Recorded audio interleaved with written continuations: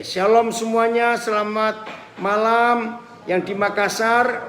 Kami ada di Makassar, yang ngikuti banyak dari beberapa tempat, masuk dari Belgia, dari Belanda, dari Amerika. Puji Tuhan, Tuhan berikan waktu kita untuk kita boleh belajar bersama-sama akan firman Tuhan malam hari ini. Siap ya? Oke, puji Tuhan. Sebentar. Saya buka Instagram saya, yang lain siap-siap untuk belajar. Oke, udah, ya. This meeting is being recorded. Oh, ya. Hari ini secara khusus kita ada di acara ulang tahun pernikahan yang ke-20 berapa? 3 dari keluarga David Alexander Tutu yang ada di Makassar. Orangnya nanti biar tampil di sini ya. Ada gambarnya nggak? Ada fotonya nggak? Nah, saudara. Tapi kumpul dari beberapa tempat. Baik, saya beri tema pelajaran kita hari ini begini. Keluarga itu adalah satu-satunya wakil surga di dunia. Saya ulangi, keluarga adalah satu-satunya wakil surga di dunia. Jadi Papa di surga tidak pernah mewakilkan dirinya, mewakilkan seluruh isi surga itu kepada lembaga apapun juga kecuali kepada keluarga. Maafkan kalau selama ini ada yang sering dengar, oh gereja, betul. Tapi yang disebut gereja itu kan terdiri anggotanya dari keluarga-keluarga yang bergabung di gereja itu. Betul? Nah, jadi mulainya harus dari keluarga. Nah, saudara, kita tahu bahwa yang sangat dibenci oleh iblis, perhatikan, yang sangat dibenci oleh iblis bukan kebaktian. Yang sangat dibenci oleh iblis bukan, maaf, sekolah Alkitab, tidak. Karena itu semua masih ada sampai hari ini. Tapi ini yang iblis sangat benci adalah keluarga. Kenapa begitu? Ya karena wakil surga itu hanya keluarga, bukan yang lain. Maka itu iblis paling benci. Nah, kemarin saya dapat satu tulisan yang mengagetkan saya. Terus terang, sepanjang saya kemarin perjalanan dari Nabire ke Makassar, transit Timika cukup lama, hampir 4 jam. Saya melihat ngeri sekali. Saya mau bacakannya tulisan ini supaya yang lain ini jadi perhatian. Betul-betul saya shock waktu baca ini. Saya nggak kenal siapa yang nulis, tapi nanti dikasih nama di bawah tulisan ini. Warning. Itu judulnya, warning. Family is under attack. Peringatan, keluarga sedang diserang. Saya pikir apa tulisan ini? Lalu saya baca dalam kurung peringatan keluarga kita sedang diserang. Tolong yang lain perhatikan ya. Saya nggak kenal siapa yang nulis ini. Nuh memiliki anak yang bernama Ham. Ham menjadi anak terkutuk. 2. Ishak memiliki 2 anak yang bertengkar. Bahkan nyaris terjadi pembunuhan antar mereka. Oke. Daud memiliki Absalom, anak kesayangan, yang justru memberontak dan meniduri gundik bapaknya. Gila enggak? Samuel memiliki anak yang mengejar suap dan laba serta memutarbalikkan keadilan. 1 Samuel 8 ayat 3. Jika keluarga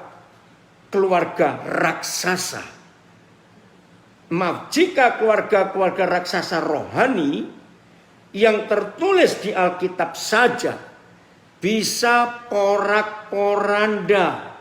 Nah, ini saya merinding. Bagaimana dengan keluarga kita? Lalu ditulis begini. Kesalehan Nuh, kita nggak ragu-ragu bukan tentang kehebatan Nuh dengan Tuhan. kesalehan Nuh menyelamatkan dirinya dan keluarganya dari kebinasaan karena air bah. Namun, mengapa kesalehan Nuh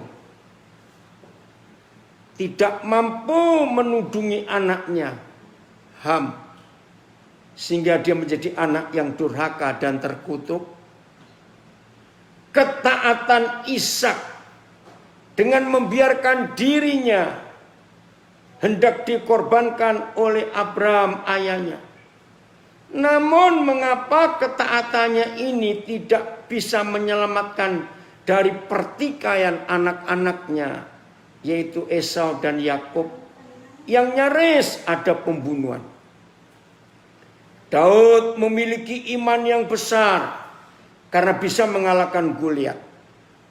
Namun imannya nyaris tidak berbekas dalam kehidupan keluarganya, sehingga Absalom, anak kebanggaannya sendiri, yang mengkudeta tahta bapaknya, bahkan dengan kurang ajar meniduri gundik Daud di hadapan orang Israel.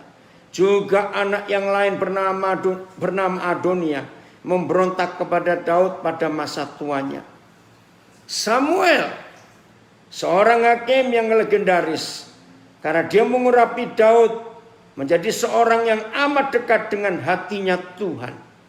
Namun Samuel tidak mampu mengimpartasi urapan hidupnya kepada kedua anaknya, sehingga kedua anak Samuel menjadi hakim yang mengejar suap, laba, bahkan memutarbalikkan keadilan.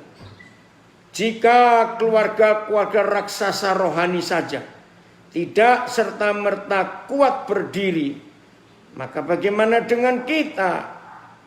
Tuhan, selamatkanlah keluarga kami. Dalam kurung copas dari FB Pendeta Mesak A. Nah, saya nggak kenal siapa ini. Kira-kira saudara merasakan seperti yang saya rasakan kemarin? Saya tergoncang membaca tulisan ini. Maka itu mari keluarga-keluarga yang diberkati oleh Tuhan, hari ini kita mengambil keputusan untuk memeriksa, untuk menjaga keluarga kita. Oke. Maka itu kenapa tema yang kita pelajari hari ini, keluarga adalah satu-satunya wakil surga di dunia ini. Maka kalau keluarga berantakan, maaf saya berkata ini, maka bagi dunia keluarga juga ikut berantakan. Kepada adik-adikku, anak-anakku yang belum menikah, kalian jaga diri baik-baik. Membuat pesta nikah itu gampang, tapi mempertahankan pernikahan itu perkara yang lain. Karena serangan setan kepada keluarga itu jelas. Lalu apa jaminannya? Ada. Saudara buka Yesaya 48. Mulai ayat 17 sampai ayat yang ke-19. Yesaya 48 ayat 17 sampai yang ke-19. Terima kasih Hendy. Bantu sekali. Ya, Yesaya 40 Hendy. Ya, 48 Hen. Ya, ayat 17. Beginilah firman Yahweh penebusmu, yang Maha Kudus, Tuhan Israel. Wih, keren sekali Papa menegaskan. Beginilah firman Yahweh penebusmu, yang Maha Kudus, Tuhan Israel. Akulah Yahweh Tuhanmu, yang mengajar engkau tentang apa yang memberi faedah, yang menuntun engkau di jalan yang harus kau tempuh. Stop dulu ya, ayat 17 dulu. Saudara, terlalu sering kita mendengar khotbah-khotbah. Oh saudara, Tuhan kita itu dahsyat, penuh kuasa, dia ajaib. Oh, dia bisa buat apa saja. Oh, yang hebat-hebat. Dia itu gembala yang baik. Dia itu pokok anggur. Dia itu penjunan. Dia itu begini. Oh, pokoknya macam-macam. Tapi terus terang saudara, jarang kita dikhotbahi bahwa ada dua lagi yang Papa miliki, yaitu mengajar dan menuntun. Ya, perhatikan. Di samping yang lain-lain yang sudah sering kita dengar, dia itu Tuhan yang luar biasa, dia itu Tuhan yang hebat. Betul, kita nggak ragu-ragu. Beriman saudara, percaya mujizat ada. Sudahlah pokoknya yang kadang-kadang sampai rasanya bagaimana mendengar khotbah. Tapi hari ini kita mengetahui dari ayat 17. Papa kita itu mengajar kita tentang apa yang memberi faedah. Oke? Yang menuntun kita di jalan yang harus kita tempuh. Kedengarannya sederhana, cuma mengajar dan menuntun. Tetapi dampaknya saudara ini besar sekali. Ya, lagi sekali mengajar dan menuntun. Nah, pelan-pelan kita perhatikan. Maka itu kita yang sudah menikah suami istri, terus tunjukkan kepada anak-anak kita konsep hidup yang benar ini. Karena mereka melihat apa yang kita lakukan, yang kita katakan. Mereka melihat apa yang kita putuskan dalam hidup ini. Mereka melihat semua. Karena tiap hari selama mereka masih tinggal di rumah dengan kita, mereka lihat. Mengajar dan menuntun. Ya gampangnya aja. Kalau kita nggak mau diajar ya kurang ajar jadinya, maaf. Kalau kita nggak mau dituntun, ya kita pasti tersesat. Karena kita milih jalan kita sendiri. Nah, sudah ayat 18. Saudara perhatikan kata pertama ayat 18. Sederhana sekali. Ya, ayat 18. Yesaya 48. Ya, ayat 18. Ini luar biasa. Papa minta biarin aja ayatnya dibuka, nggak apa-apa ya, supaya langsung sampai 19 nanti. Saudara perhatikan kata pertama, sekiranya. Saudara saya kagum kepada kata ini, sekiranya. Ayo, kalau kita mendengar kata sekiranya atas sebuah perintah dan peraturan, pertanyaan saya begini kepada semua kita. Kata sekiranya itu dipaksa atau memaksa atau terserah kita. Terserah kita. Di sini saya belajar, maaf ya. Nah, kalau kita melihat kata ini, maaf, berarti antara kita para pendeta dengan Tuhan lebih galak siapa? Maaf, betul enggak? Ternyata pendeta lebih galak loh dari Tuhan saudara. Karena kita kami suka memaksa. Maaf. Tuhan saja yang dahsyat, yang maha kuasa, itu hanya berkata sekiranya, nggak pernah memaksa. Saya terharu kepada Papa di surga seperti ini. Sekiranya engkau, yaitu saudara dan saya, memperhatikan perintah-perintahku, ya tadi itu, mengajar dan menuntun. Sekiranya, aduh luar biasa. Oh terima kasih Pak Pendeta Samuel Sung dari Pekanbaru hadir juga. Oke ya. Sekiranya engkau memperhatikan perintah-perintahku, dahsyat. Apa dampaknya? Apa hasilnya? Maka ya, damai sejahteramu akan seperti sungai yang tidak pernah kering, dan kebahagiaanmu akan terus berlimpah seperti gelombang-gelombang laut yang tidak pernah berhenti. Stop dulu sampai di sini. Saudara perhatikan dua hal ini. Damai sejahtera dan kebahagiaan. Ini adalah dua hal yang Papa sediakan buat kita semua manusia di dunia ini. Bukan uang, bukan materi, bukan macam-macam, tapi damai sejahtera, dan kebahagiaan. Ya, coba renungkan dua kata ini, damai sejahtera dan kebahagiaan. Percaya enggak? Kalau semua suami istri dalam hidupnya di rumah betul-betul penuh dan melimpah damai sejahtera dan kebahagiaan ini, maka rumah tangga kita itu surga di dunia. Renungkan dua kata ini, damai sejahtera dan kebahagiaan kita. Ini luar biasa. Apa di surga memberikan sebuah ilustrasi. Kalau saudara dan saya sekiranya engkau memperhatikan perintah-perintahku, itu tadi di ayat 17. Maka damai sejahtera kita seperti sungai yang tidak pernah kering. Jadi airnya ada terus. Kebahagiaan kita akan terus berlimpah seperti gelombang-gelombang laut yang tidak pernah berhenti. Bayangkan kalau kita papa mama suami istri di rumah, selalu ada damai sejahtera dan kebahagiaan. Surga ada di dunia. Saya ingin sampaikan ini bagi yang belum tahu supaya hari ini tahu. Ya. Satu-satunya alasan.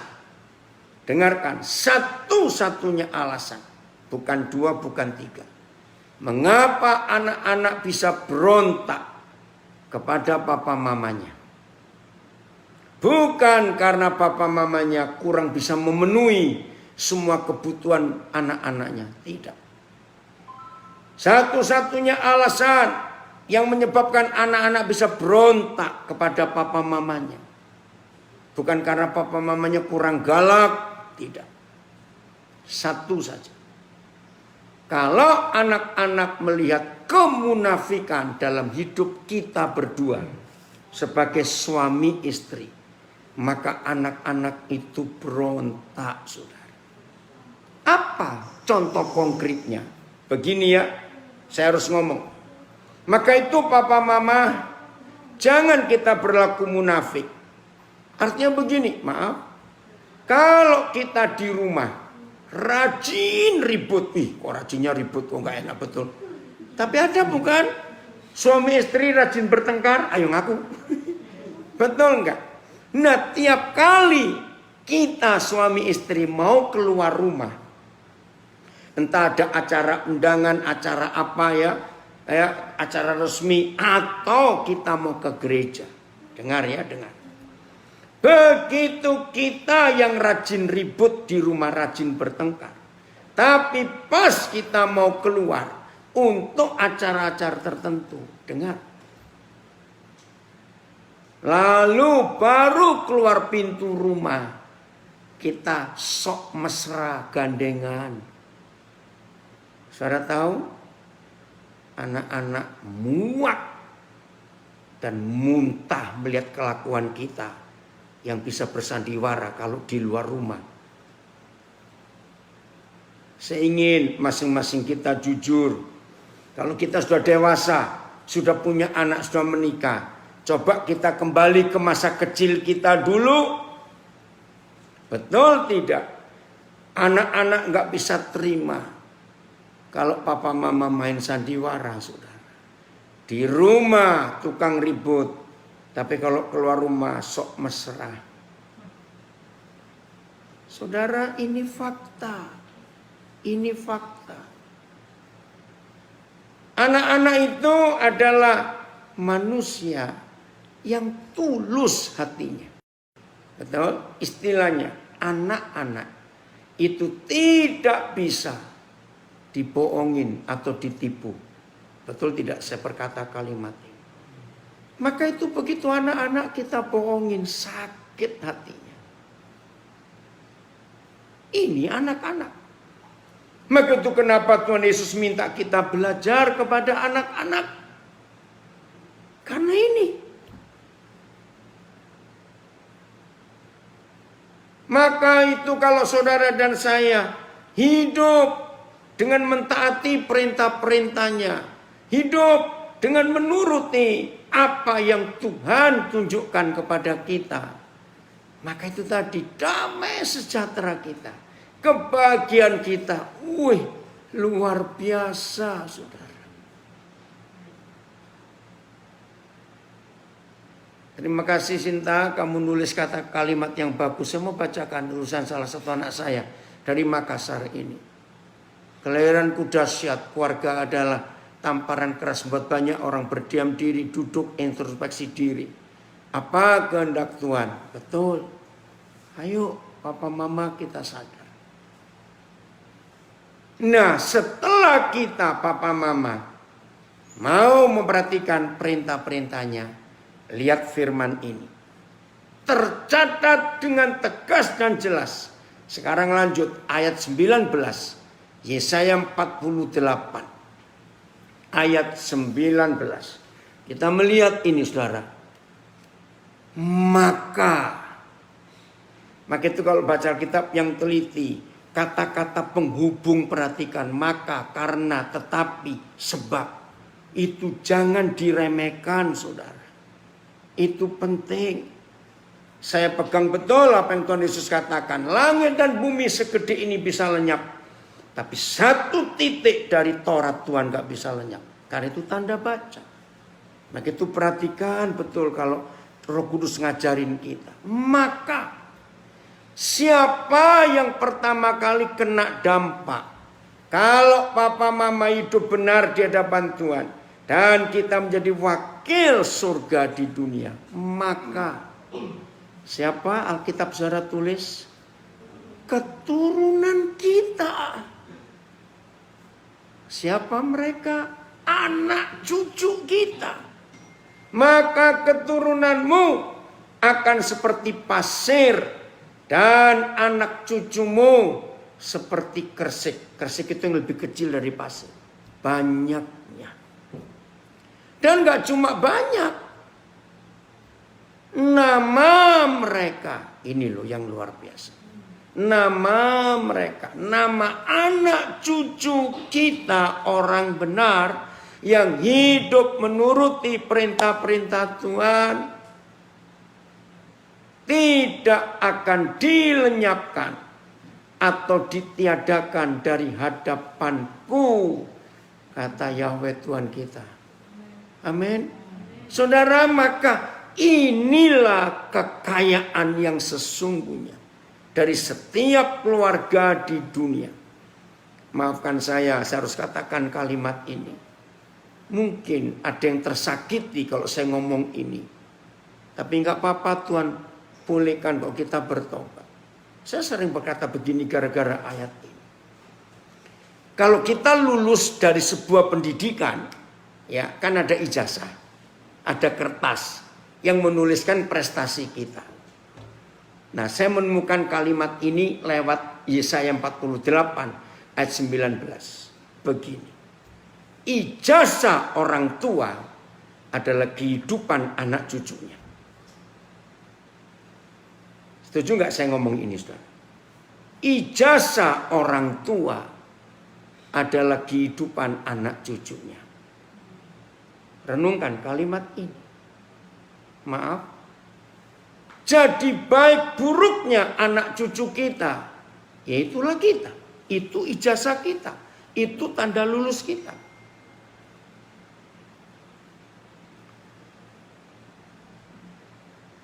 Jadi kita tahu sekarang. Kenapa setan begitu benci kepada keluarga harmonis. Karena satu-satunya wakil Tuhan di dunia cuma keluarga, bukan gereja. Maaf. Fakta. Di masa COVID-19 ini. Ayo.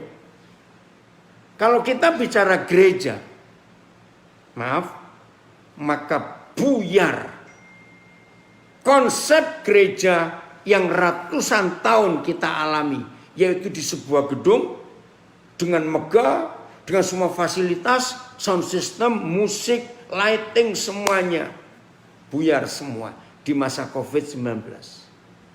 Kenapa? Karena konsep gereja yang sesungguhnya yang Tuhan mau justru ada di rumah. Seperti hampir 6 bulan ini semua gereja seluruh dunia kembali ke rumah. Nah, di situ anak-anak melihat bagaimana hidup kita dalam hubungan persekutuan kita dengan Tuhan. Mereka melihat, saudara serius. Maaf, jadi dengan kata lain, berterima kasihlah kepada COVID-19. Karena ini memurnikan hidup kita sebagai gereja. Maaf. Jangan tersinggung ya. Yang namanya WL, singer, musik, gereja, maaf. Waduh, kalau sudah mulai hari Jumat malam sudah sibuk pakai baju apa ya Anda hari Minggu? Maaf. Wih saudara, bahkan maaf lagi sekali. Ya tidak semuanya, tapi hampir cukup banyak. Gereja-gereja megah saudara. Ternyata istri-istri gembala itu kalau kebaktian bawa tukang make up loh, tukang rambut. Saya pikir ada yang mau menikah. Suatu besar. Jangan tertawa yang di sini kedengaran. Betul tidak? Saya pikir loh, ada yang mau menikah. Karena ada tukang riasnya. Jawaban, oh enggak. Itu untuk ibu gembala. Oh iya, saya sampai kaget. Jadi selesai kebaktian pertama, dandanilah. Maaf. Sekarang sudah enggak laku semua. Ya karena enggak di mimbar, tapi di rumah. Saudara, jadi semua kita dimurnikan lewat COVID-19 ini. Ingat ya, dalam sejarah manusia di dunia sejak Adam. Ya, sejak Adam ketika banyak terjadi perang di dunia, berapa banyak waktu yang lalu. Baru tahun 2020 ini manusia dipenjara di dalam rumahnya sendiri. Betul tidak? Nggak bisa kemana-mana. Saudara bayangkan. Nah disinilah fungsi keluarga yang adalah wakil surga itu nyata. Siapa yang ngikuti berita minggu yang lalu, ngeri sekali. Kabupaten Bandung, itu kok diviralkan di TV juga sosial media. Ada apa itu? Di kantor-kantor urusan agama berjejer orang antri ngurus cerai. Ngikuti nggak berita itu? Nah, karena apa? Sebagai manusia, sebagai suami istri, kan ini pertama kali dalam hidup sejarah manusia, dalam hidup pernikahan, ketemu tiap hari di rumah. Loh betul tidak? Nah di situ suami istri baru melihat aslinya. Belum pernah. Tapi kali ini, maaf dalam tanda kutip, kita dipaksa untuk tinggal di rumah. Selama COVID-19 saya banyak sharing kepada banyak orang. Zaman perang dulu, orang masih tahu musuhnya datang dari mana. Karena dengar suara pesawat tempur, dengar mobil-mobil tentara. Dan kita bisa mengungsi, sembunyi. Tapi di zaman COVID-19 musuhnya nggak tahu nyerangnya dari mana. Loh betul tidak? Kita nggak tahu. Terus kita mengungsi di mana? Saudara, maka itu Tuhan izinkan untuk nilai-nilai pernikahan dan rumah tangga kita justru dimurnikan lewat COVID-19 ini. Izinkan saya mengatakan kalimat ini. Maaf ya, tapi cepat pegang. Kalau sampai ada di antara kita justru timbul rasa bosan. Maaf. Justru di masa COVID-19 ini, ketika kita dipaksa harus tinggal di rumah, maka berminggu-minggu, berbulan-bulan, waktu kita sangat panjang. Dengan istri kita, dengan suami kita, dengan anak-anak kita yang masih kecil-kecil ya. Di rumah. Nah, tolong perhatikan kalimat ini. Kalau sampai ada rasa bosan, bahaya besar itu. Ngerti nggak maksudnya? Bahaya itu. Justru di masa COVID-19 ini kita harus bersyukur. Kalau kita boleh banyak waktu ada di rumah dan kita dibuat saling mengenal, maka anak-anak kita melihat bagaimana cara kita hidup berminggu-minggu ada di rumah. Nah, kita bersyukur Tuhan izinkan. Ayo kita tingkatkan ya value, nilai rumah tangga kita. Jangan sibuk hanya ngitungin duit, ngitungin saldo, jangan. Tapi ajar anak-anak kita untuk melihat kedahsyatan Tuhan dalam hidup ini. Ibrani 13 ayat yang keempat. Tolong Andy. Ibrani 13 ayat yang keempat. Philip, kamu sudah sampai mana itu Philip? Sudah turun dari mobil? Ya, Ibrani 13 ayat yang keempat. Ini nilai dari keluarga kita sebagai wakil surga. Hendaklah kamu semua penuh hormat terhadap perkawinan. Luar biasa. Firman ini enggak hanya untuk keluarga Kristen, tapi untuk semua manusia. Untuk semua manusia. Hendaklah kamu semua penuh hormat terhadap perkawinan. Dan janganlah kamu mencemarkan, menajiskan tempat tidur pernikahanmu. Harusnya ada terjemahan ini. Tempat tidur pernikahan kita. Jadi enggak asal tempat tidur. Sebab orang-orang hakimi oleh Tuhan. Saudara, satu-satunya hukum perzinahan yang paling sempurna itu cuma hukum dari Tuhan Yesus.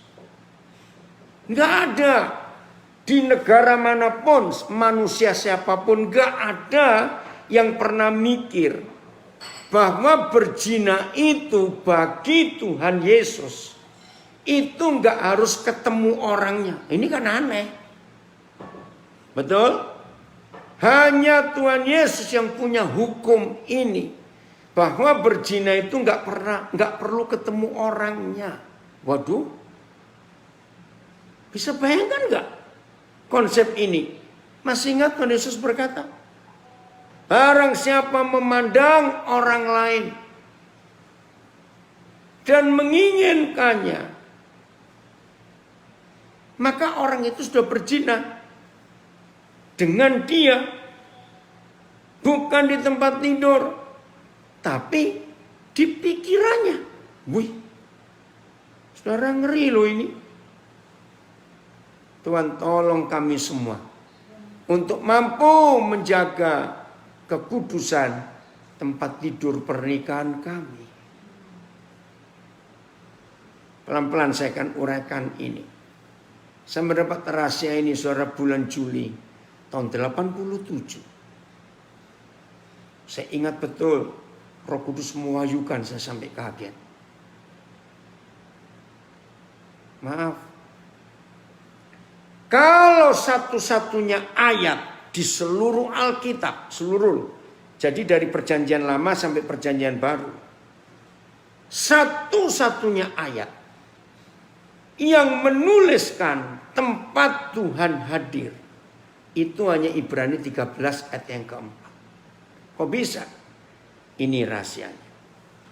Satu-satunya tempat yang Tuhan pesan kepada gereja, kepada manusia untuk dikuduskan, jangan dinajiskan, jangan dicemarkan. Satu-satunya tempat yang dipesan seperti itu hanya tempat tidur pernikahan kita, tempat tidur suami istri. Nah, kita pakai terminologi perjanjian lama. Setiap kali Yahweh Tuhan hadir pada masa itu, selalu ada pesan, tempat ini kudus. Betul? Musa sempat bingung. Lah, bagaimana kudus? Maaf ya, ini logika anak-anak saja. Kambing domba mertuaku aku gembalakan lewat sini terus. Berarti mereka pernah kencing dan berak di sini kambing dombanya. Kenapa jadi kudus? Ngerti? Karena Tuhan hadir. Cari di Alkitab. Tidak akan kita temukan sebuah tempat yang dikuduskan dan dipesan harus dijaga kekudusannya. Itu hanya Ibrani 13 ayat 4. Berarti tahta raja segala raja yang ada di dunia ini bukan di mimbar gereja, bukan di bukit doa, tapi di tempat tidur pernikahan kita, saudara. Ini saya kaget, wow. Maka itu Tuhan gak minta yang lain untuk dikuduskan, hanya satu ini, tempat tidur pernikahan kita. Ternyata secara psikologis pun ini bisa dibuktikan kebenarannya.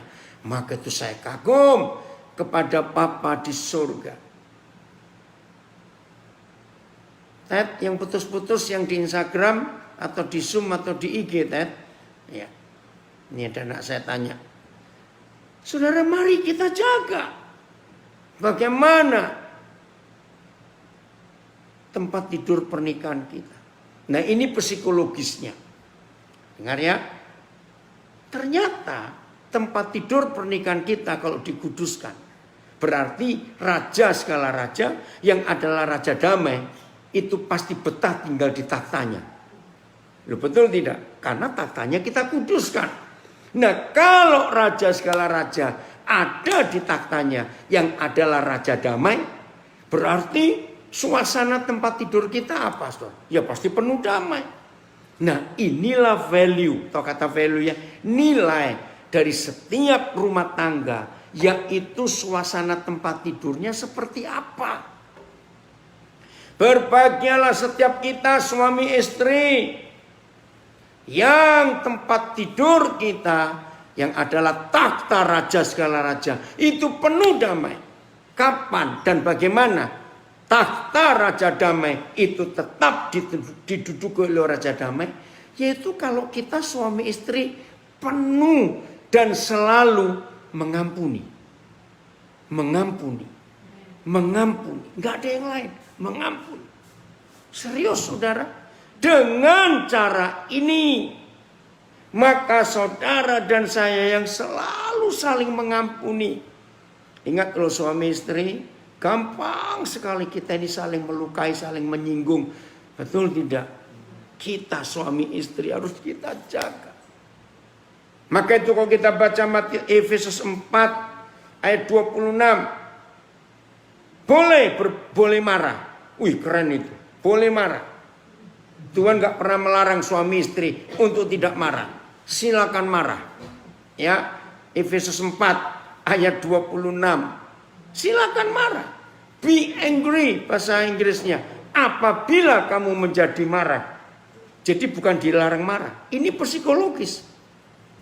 Di dalam ilmu jiwa itu ada sebuah teori.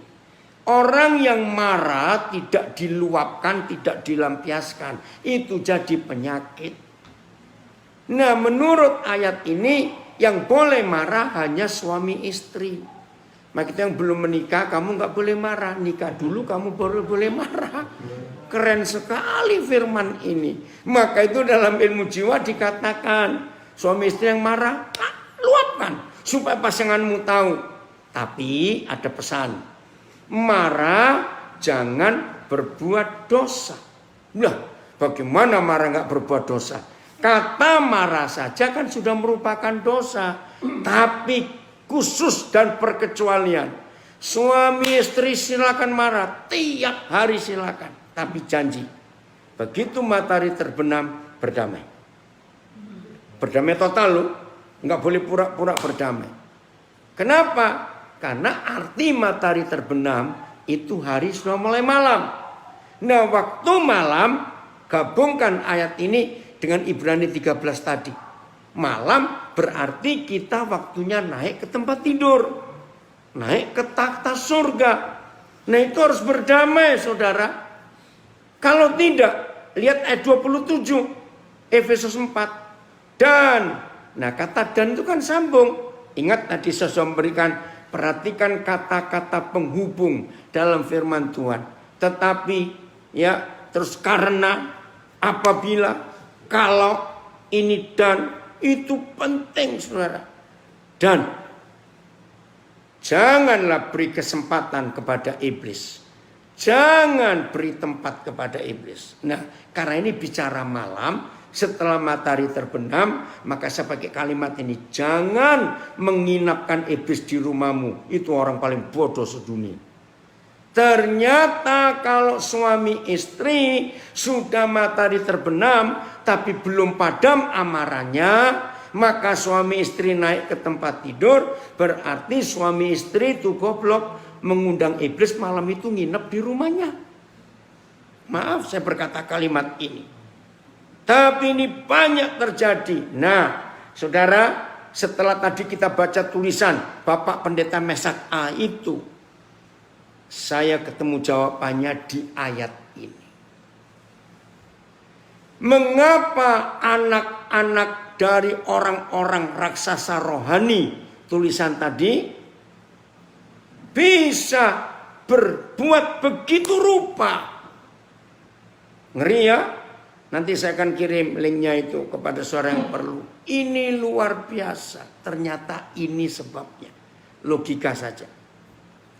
Semua kita, apalagi kita orang timur, orang Amerika juga pasti jalan, ya orang Eropa juga. Kalau kita terima tamu dan nginep, kan nggak mungkin besok mau sarapan, aduh maaf ya, kami nggak menyediakan makan, kamu cari sendiri. Ngawur aja yang punya rumah ini sudah berani ngundang orang. Loh betul tidak? Dengar ilustrasi yang Roh Kudus beri kepada saya. Ih ngeri saudara. Iblis yang kita undang nginap karena kita belum berdamai suami istri setelah matahari terbenam, maka besok pagi kita bangun, kita harus menyediakan sarapan buat si iblis. Dan itu yang membuat saya syok. Sarapan iblis lauk pauknya adalah anak-anak kita.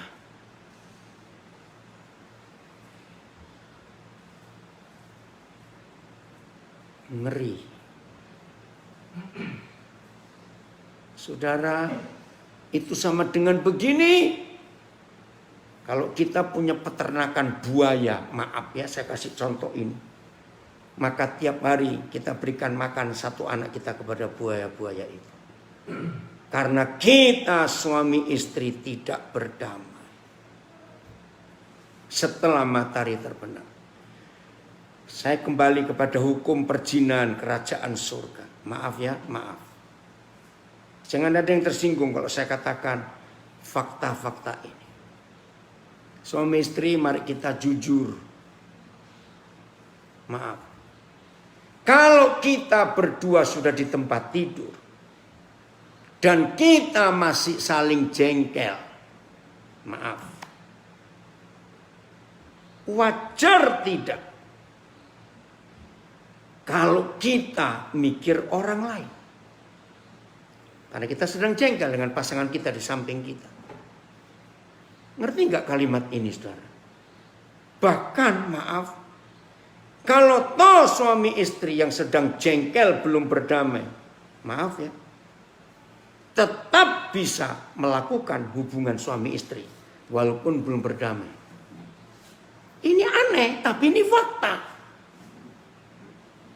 Mari kita ngaku.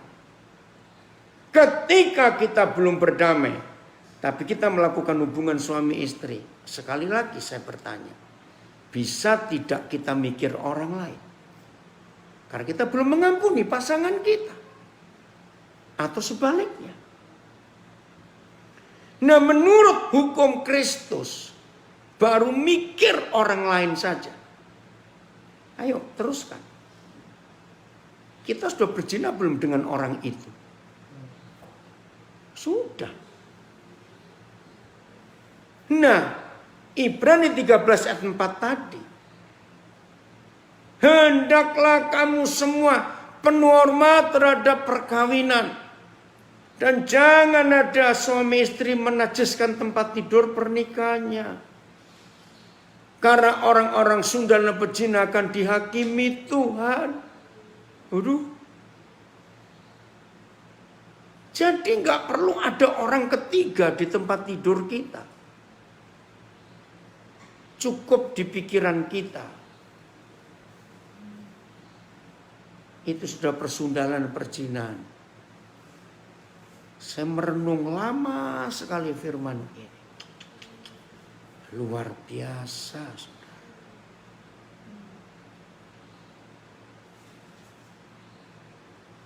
Mari kita hitung. Sudah berapa kali matahari terbenam yang kita lewati. Dan kita belum berdamai. Satu kali matahari terbenam saja kita tidak berdamai. Sudah cukup setan nginap di rumah kita. Dan saya punya istilah ini ya. Setan itu kalau beranak cucu jauh lebih cepat daripada nyamuk. Catat itu baik-baik. Maka satu kali matahari terbenam saja kita izinkan nginep di rumah kita. Percayalah, besok pagi kita bangun, setan sudah punya cucu, saudara. Karena begitu cepatnya mereka berkembang biak. Contohnya COVID-19 ini. Cepat sekali. Begitu dia masuk ke tubuh orang, kurang ajarnya. Yang diserang itu kenapa paru-paru dulu. Itu kan pernapasan kita.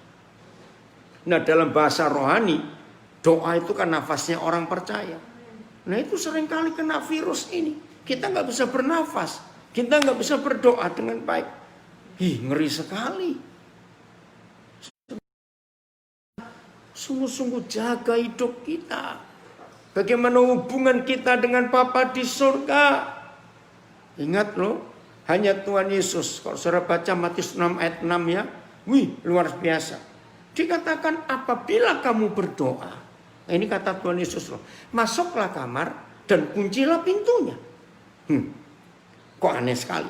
Tapi kenapa kita bisa doa di rumah makan, doa di terminal, doa di bandara, doa di tempat umum. Kok nggak dilarang? Nggak apa-apa. Bukan doa itu. Nah, satu-satunya hal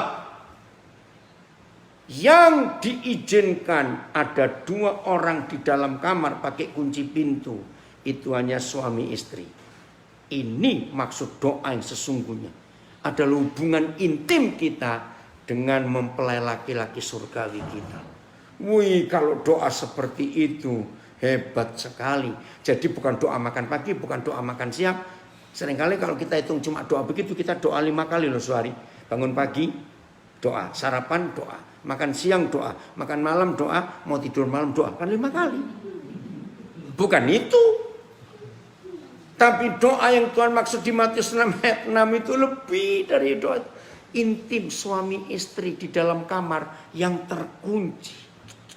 Itu hebat sekali. Jadi mulai hari ini kita harus melihat kebenaran ini, saudara. Nah, jangan izinkan virus yang lain merusak hidup kita. Ayo terus kita pulihkan hidup ini. Hanya ada Tuhan Yesus dalam hidup kita. Lindungi anak-anak kita dari semua kejahatan yang setan sedang buat. Jangan izinkan anak-anak kita menjadi lauk pauknya setan. Karena kita mengundang setan nginap di rumah kita. Jadi hari ini mari semua saudara kita hidup dalam perdamaian. Amin. Kuduskan tempat tidur pernikahan kita. Maka begini cara kita menilai. Ini masih psikologis. Oke? Suami istri yang tidak berdamai, tapi terpaksa naik ke takhta raja damai. Pertanyaan saya, mereka dua ada nggak komunikasi? Atau kita lah ya, kalau kita suami istri belum berdamai, bisa nggak di tempat tidur kita komunikasi yang enak, bicara yang manis gitu? Ayo, nggak bisa.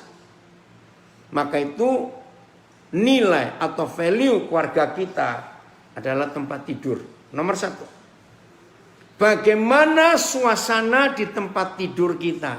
Ya, ramai atau sepi? Kalau suasana tempat tidur kita itu sepi, berarti terjadi begini. Loh, kenapa kok sepi? Habis ngomong panjang ribut, ngomong pendek ribut, ya nggak usah ngomong. Sering nggak kita seperti itu? Nah, ini nilai yang pertama. Ini value pernikahan kita. Maka kalau suami istri hubungannya beres, saudara, di tempat tidur itu indah, betul tidak? Nah, gara-gara ayat ini saya melarang suami istri kalau masuk ke kamar malam untuk tidur dilarang keras bawa HP. Awas. Walaupun alasannya ada Alkitab di situ, bohong. Awas. Tolong ya anak-anak yang mendengar ini, ayo adakan operasi malam ini. Periksa papa mamamu masuk kamar bawa HP atau tidak. Serius saudara. Ya, betul enggak? Barang kecil itu ada setannya, tahu? Nah. Bayangkan seharian kita sudah sibuk dengan barang yang satu itu. Malam stop. Waktunya untuk suami istri bersekutu.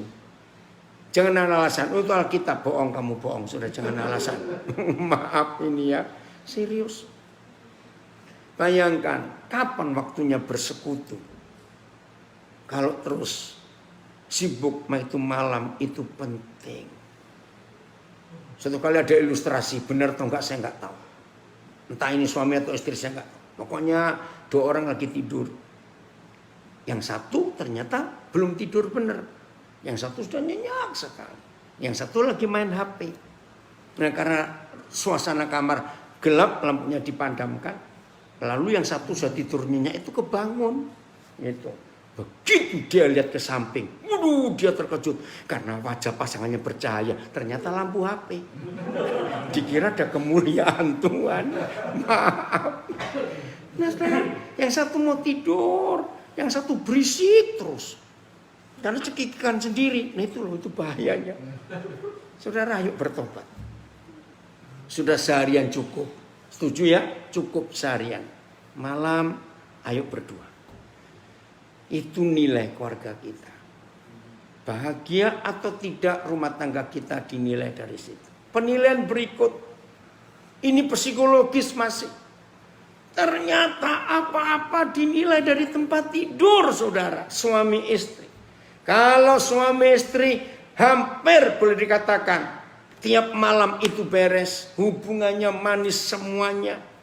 Saudara, tiap pagi kalau kita bangun. Percaya enggak? Suasana surga yang kita bawa keluar dari kamar kita. Tapi kalau malam demi malam enggak beres-beres, yang kita bawa keluar neraka. Anak kita jadi stres. Pagi-pagi bangun muka sudah kayak kodok begitu 2 orang ini. Anak-anak jadi bingung, ada apa ini? Lalu 2 orang ini harus kerja. Baik kerja sendiri ataupun kerja sebagai karyawan. Maka teman-teman sekerja bingung. Lihat wajah kita nggak membawa damai sejahtera, nggak bawa surga. Karena nggak pernah beres di tempat tidur. Hendy bukakan 1 Korintus 7 ayat 3 sampai 5.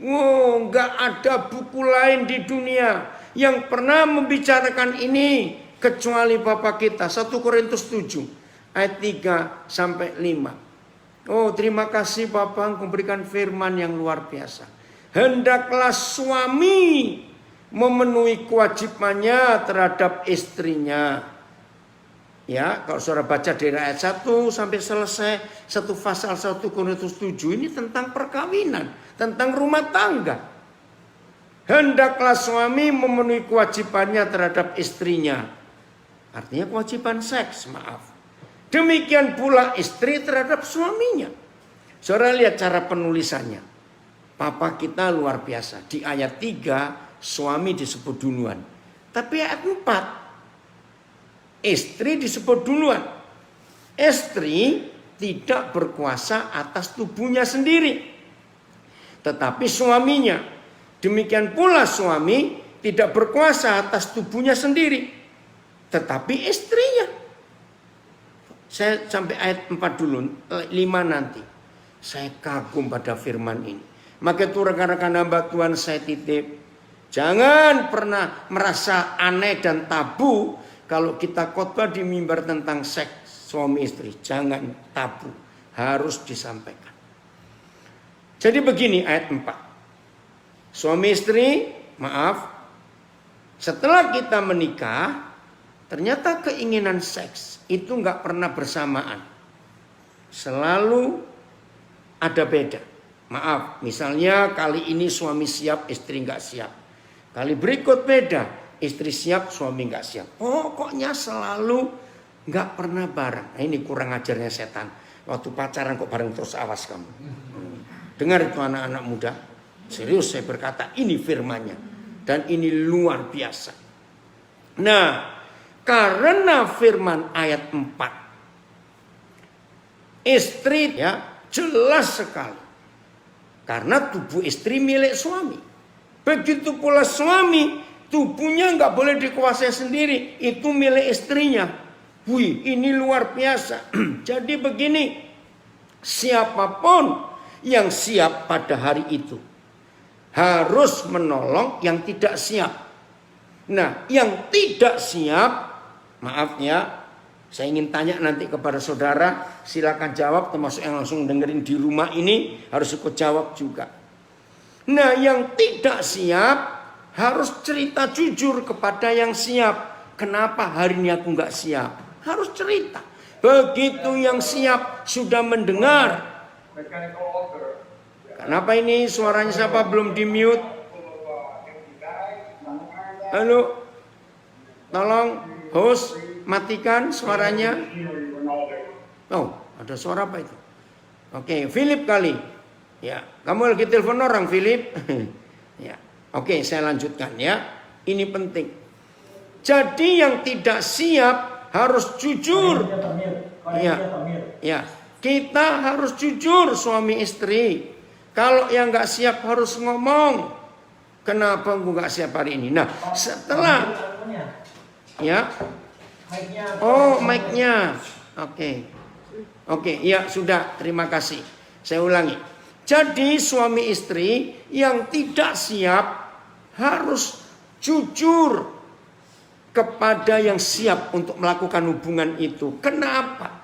Nah, setelah yang tidak siap, setelah yang siap tahu, oh kenapa pasanganku nggak siap hari ini, maka yang siap harus menolong untuk sama-sama dipersiapkan.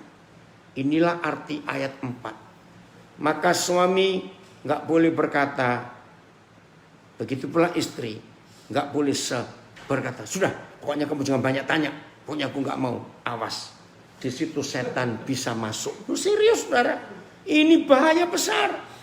Nah, maaf ya, biasanya suka ngomong begitu istri atau suami, maaf ini. Nah, itu dia. Fakta, memang saudara biasanya istri yang sering ngomong begitu. Maka itu dalam masalah ini, saudara, maaf ya. Suami-suami yang kena diabetes, ya ini perlu ditolong betul-betul. Maaf, ini kita harus tahu. Nah, ayat 5, saudara, ayat 5. Ini ayat yang terakhirnya, ayat 5. Janganlah kamu suami istri saling menjauhi, nggak mau melakukan, kecuali dengan persetujuan bersama. Nah, ini konsep penting, persetujuan bersama. Suami istri harus selalu ada MOU tiap hari. Untuk apa saja, didik anak, menggunakan keuangan, ngatur rumah, harus persetujuan bersama. Apalagi untuk masalah tempat tidur. Untuk sementara waktu. Supaya kamu mendapat kesempatan untuk berdoa. Sesudah itu hendaklah kamu kembali hidup bersama-sama. Lakukan lagi hubungan itu. Supaya, ini loh masalahnya, supaya setan atau iblis jangan menggodai kamu karena kamu tidak tahan bertarung. Jadi suami istri, hari ini kita tahu keluarga adalah wakil surga di dunia dan dimulai dari tempat tidur. Kalau mulai hari ini kita memutuskan tempat tidur kita beres, surga hadir, keluarga kita beres juga. Tuhan memberkati kita semuanya.